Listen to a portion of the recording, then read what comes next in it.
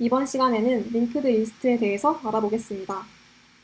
먼저 링크드 리스트의 기본 개념을 익히고 어레이와 링크드 리스트의 특징을 비교해 보겠습니다. 링크드 리스트의 종류는 무엇이 있는가 살펴보고 마지막으로 링크드 리스트를 C++로 구현해 보겠습니다. 링크드 리스트는 데이터들이 그 다음 데이터를 가리키고 있는 자료 구조입니다. 이때 데이터의 위치를 가리키기 위해서 다음 데이터에 주소를 저장하는 포인터를 갖고 있습니다. 이 데이터와 포인터를 하나로 묶어서 노드라고 부릅니다. 노드 안에서 데이터를 저장하는 변수를 가리켜서 데이터 필드라고 하고 다음 노드를 가리키는 포인터를 링크 필드라고 합니다. 이 그림에서 B, C, D, E는 이전 데이터의 링크를 따라가면 찾을 수 있습니다. 그런데 A를 가리키는 노드는 보이지 않습니다. 어떻게 해야지 이 링크드 리스트의 시작점인 A의 위치를 알 수 있게 될까요? 그래서 필요한 것이 바로 이 헤드입니다. 이 헤드는 링크드 리스트의 시작점인 A를 가리키고 있습니다. 이 헤드를 따라서 첫 번째 노드를 찾고 그 다음 노드들을 찾아갈 수 있게 됩니다. 헤드가 첫 번째 노드를 가리킨다면 테일은 마지막 노드를 가리키게 됩니다. 이 마지막 노드는 next로 너를 가리키고 있습니다. 이제 링크드 리스트와 어레이는 무슨 차이가 있는지 하나씩 살펴보면서 링크드 리스트의 특징을 더 자세히 알아보겠습니다. 먼저 두 자료 구조는 메모리에 할당되는 방식에서 차이가 있습니다. 어레이는 메모리에 연속적으로 할당이 됩니다. 어레이의 엘리먼트들은 서로 바로 옆에 붙어 있게 되는데요. 반면 링크드 리스트는 노드들이 바로 옆에 붙어 있을 필요는 없습니다. 메모리의 빈 공간 어느 곳에나 노드가 할당이 되고 그 노드들이 다음 노드를 가리키고 있습니다. 두 번째로 어레이는 메모리에 고정적으로 할당이 됩니다. 고정적으로 할당이 된다는 말은 프로그램 시작 전에 어레이의 시작 주소와 사이즈가 미리 정해진다는 것인데요. 배열은 프로그램 시작 전에 할당이 되기 때문에 프로그램이 실행되는 중간에 사이즈를 변경하는 것은 어렵습니다. 반면 링크드 리스트는 메모리가 동적으로 할당이 됩니다. 즉, 프로그램이 실행 중에도 새로운 노드를 추가하거나 삭제하면서 링크드 리스트의 사이즈를 자유롭게 변경할 수 있습니다. 이 new라는 연산자를 통해서 새로운 노드가 메모리에 할당될 수 있습니다. 이전에 어레이의 사이즈는 변경이 어렵다고 하였는데요. 사실 동적 배열을 이용하면 배열의 사이즈를 변경할 수는 있습니다. 동적 배열이라고 하더라도 여전히 배열이기 때문에 메모리에 연속적으로 할당이 되어야 합니다. 사이즈가 7이었던 이 배열에 8번째 데이터를 추가해 보겠습니다. 안타깝게도 배열 옆의 메모리에는 이미 다른 데이터가 할당이 되어 있습니다. 따라서 데이터를 추가하기 위해서는 사이즈가 충분한 빈 공간을 찾아서 기존 배열의 데이터를 하나씩 옮긴 후에 새로운 데이터를 추가해야 합니다. 링크드 리스트에서는 배열과 달리 메모리에 연속적으로 할당되지 않아도 됩니다. 따라서 메모리에 빈 공간이 있다면 새로운 데이터를 빈 공간에 할당하고 기존 링크드 리스트와 연결만 시켜주면 됩니다.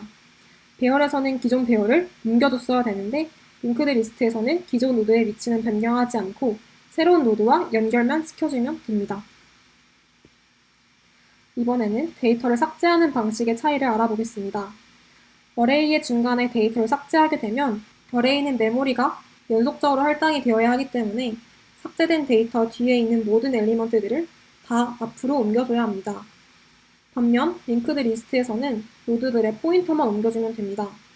이 링크드 리스트에서 C 노드를 삭제한다면 이전 노드인 B 노드가 D 노드를 가리키도록 포인터만 바꿔주면 C 노드를 삭제할 수 있습니다. 마지막으로 데이터에 접근하는 방식에서의 차이점을 알아보겠습니다. 어레이는 시작 주소부터 순차적으로 데이터들이 할당되어 있는데요. 그렇기 때문에 배열의 이름부터 몇 번째 인덱스에 접근할 것인지만 알면 한 번에 데이터를 얻어낼 수 있습니다. 이렇게 한 번에 데이터를 얻어낼 수 있는 방식을 랜덤 액세스라고 합니다. 반면 링크드 리스트는 메모리 이곳저곳에 노드들이 할당되어 있습니다. 따라서 데이터에 접근하려면 헤드부터 내가 찾고자 하는 데이터를 찾을 때까지 포인터를 따라 이동하여야 합니다. 만약 7이라는 데이터를 찾으려면 헤드부터 포인터를 따라서 링크드 리스트의 끝까지 가야지 7을 찾을 수 있게 됩니다. 이렇게 데이터들을 순차적으로 찾아야 하는 방식을 시퀀셜 액세스라고 합니다. 지금까지 어레이와 링크드 리스트의 차이점을 살펴보았는데요. 정리해보자면 데이터를 추가하고 삭제할 때는 포인터만 옮겨주면 되는 링크드 리스트가 더 효율적입니다. 데이터를 접근하거나 탐색할 때는 한 번에 내가 원하는 데이터를 얻을 수 있는 어레이가 더 효율적입니다. 그렇다면 내가 만들고자 하는 프로그램에서 어떤 데이터 구조를 사용하면 좋을지 감이 오시나요? 만약 데이터의 추가나 삭제가 자주 일어난다면 링크드 리스트를 사용하는 것이 유리합니다. 반면 데이터의 접근을 자주 해야 한다면 어레이를 사용하는 것이 더 좋습니다. 이번에는 링크드 리스트의 종류에 대해 알아보겠습니다. 링크드 리스트에도 여러 가지 종류가 있는데요. 노드가 어디를 가리키고 있는지에 따라 크게 세 종류의 링크드 리스트로 나뉘게 됩니다. 먼저 싱글리 링크드 리스트는 싱글이라는 이름에서 알 수 있듯이 노드는 다음 노드를 가리키는 포인터 하나만 갖고 있습니다. 따라서 헤드부터 마지막 노드의 방향으로만 이동할 수 있습니다. 이러한 구조 때문에 싱글리 링크드 리스트에서는 어떠한 노드의 이전 노드로 바로 이동할 수 없는데요. 그래서 등장한 링크드 리스트가 바로 더블리 링크드 리스트입니다. 더블리 링크드 리스트는 이전 노드를 가리키는 포인터와 다음 노드를 가리키는 포인터, 이렇게 두 가지 포인터를 갖고 있습니다. 따라서 어떠한 노드의 이전 노드를 파악할 수 있고 방향도 양방향으로 움직일 수 있습니다. 마지막으로 Circular Linked List가 있습니다. 원래 링크드 리스트의 마지막 노드는 너를 가리키고 있는데 Circular Linked List에서는 마지막 노드가 첫 번째 노드를 가리키고 있습니다. 이러한 구조의 장점은 한 노드에서 링크를 따라가면 모든 노드에 접근할 수 있게 된다는 점입니다. 이제 링크드 리스트를 C++로 직접 구현해 보도록 하겠습니다. 먼저 링크드 리스트의 노드를 클래스로 선언해 줍니다. 노드의 데이터를 담는 변수와 다음 노드를 가리키는 포인터를 선언해 줍니다. 생성자에서는 노드가 저장할 데이터를 파라미터로 받습니다. 그 파라미터로 받은 데이터를 저장하고 next로 넣을 값을 할당합니다. 이제 링크드 리스트 클래스를 선언하겠습니다. 멤버 변수로 헤드를 갖고 있습니다. 이 헤드는 첫 번째 노드를 가리키고 있기 때문에 타입은 노드 포인터입니다. 생성자에서 헤드를 초기화시켜주는데 처음 링크드 리스트는 비어있기 때문에 헤드는 너를 가리키게 됩니다. 이제 링크드 리스트 메소드를 하나씩 구현해 보도록 하겠습니다. 첫 번째로 링크드 리스트의 제일 앞에 노드를 넣는 add front를 구현해 보도록 하겠습니다. 먼저 링크드 리스트가 비어있다면 헤드가 새로운 노드를 가리키게 하면 됩니다. 만약 비어있지 않다면 새로운 노드는 next에 헤드를 가리키게 하고 헤드는 다시 새로운 노드를 가리키게 하면 됩니다.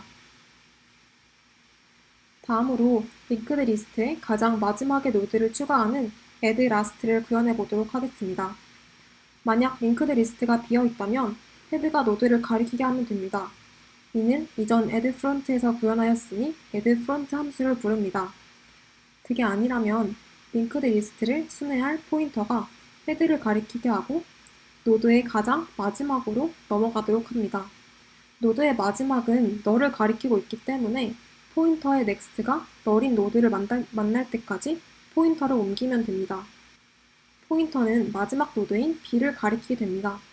이제 이 b가 next로 새로운 노드를 가리키게 하면 됩니다. 링크드 리스트가 비어있는지 확인하는 isEmpty는 헤드가 너를 가리키고 있는지 확인하면 되는데요. 너를 가리키고 있다면 true를 반환하고 아니라면 false를 반환합니다.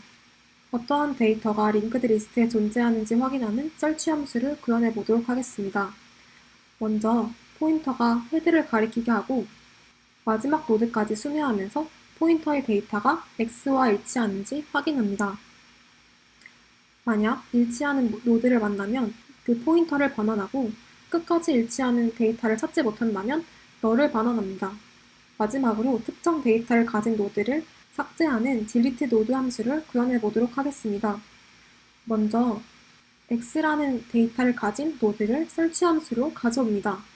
만약 노드를 찾지 못한다면 search는 너를 반환할 것이기 때문에 노드가 null이라면 노드를 찾지 못했다는 메시지를 반환하고 함수를 종료하게 됩니다. 만약 찾은 노드가 첫 번째 노드였다면 헤드의 위치를 그 넥스트로 옮겨주게 됩니다. 아닐 경우 포인터의 넥스트가 이전 노드일까지 while문을 반복하면서 포인터를 이동시켜줍니다. 이제 이 노드를 링크드 리스트와 연결을 끊어줘야 하는데요. 이 포인터의 넥스트가 노드가 아닌 노드의 그 다음 노드를 가리키도록 바꿔줍니다. 마지막으로 삭제한 이 노드를 반환하고 함수를 종료합니다. 링크드 리스트를 직접 실행시켜 보면서 어떻게 링크드 리스트의 구조가 변하는지 확인해 보겠습니다.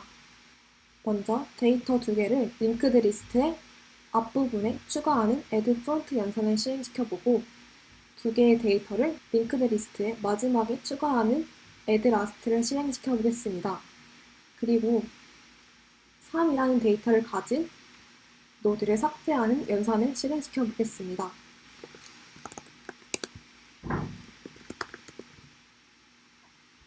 1번 데이터를 넣었을 때 리스트의 첫 번째에 들어가게 되고 2번 데이터를 넣었을 때 마찬가지로 첫 번째 데이터에 들어가게 됩니다. 3번과 4번은 리스트의 마지막에 들어가게 되고요. 딜리트 3을 하면 이 3이라는 노드가 삭제가 되고 2, 1, 4 이런 순서로 연결이 되게 됩니다. 마지막으로 링크드 리스트에 대해 정리하고 강의를 마치도록 하겠습니다. 링크드 리스트는 노드들이 포인터로 다음 노드의 위치를 가리키는 자료 구조였습니다. 또한 링크드 리스트는 메모리에 연속적으로 할당이 되지 않습니다. 마지막으로 링크드 리스트는 데이터의 추가와 삭제에 유리한 자료 구조입니다. 이상으로 강의를 마치도록 하겠습니다.